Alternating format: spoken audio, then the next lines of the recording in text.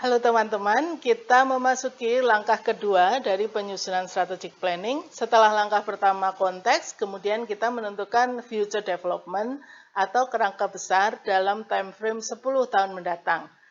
Masih ingat tentu future thinking dalam time frame 10 tahun mendatang.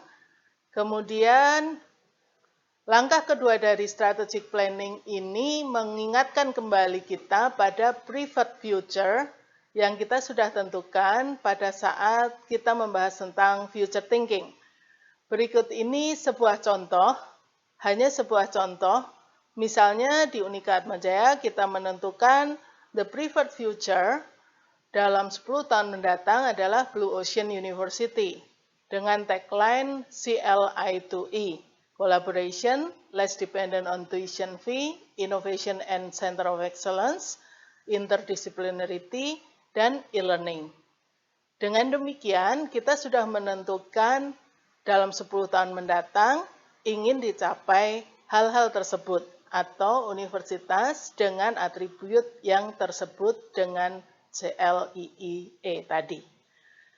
Nah, kemudian kita ingat kembali preferred future tersebut dalam time frame 10 tahun mendatang. Time frame ini kalau kita ingat Future for Square Game, kita sudah memainkan dalam action and pledge, kemudian membentuk time frame-nya. Nah, kira-kira preferred future tersebut dapat dicapai dalam 10 tahun, kemudian kita bagi menjadi 5 tahunan. 5 tahun yang pertama katakanlah 2020 sampai 2025, dan 5 tahun berikutnya 2025 sampai 2030.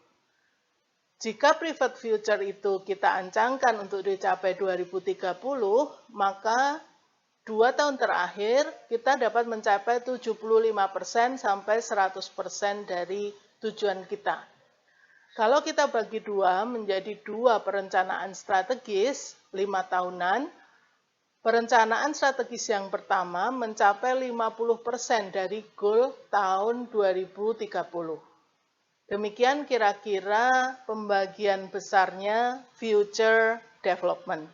Sebagai contoh, di Unika Atmajaya, kita memiliki time frame 10 tahun dengan bentukan seperti ini. Ini kita mulai 2015 hingga 2019, kemudian 2020 hingga 2024. Dengan demikian, preferred future yang kita canangkan, kita tulis di 2024 dan kita bagi menjadi 2 rencana strategis. Nah, teman-teman, demikianlah video tentang future development. Kita dapat berlatih pada saat kita virtual meeting ataupun dalam diskusi-diskusi virtual lainnya.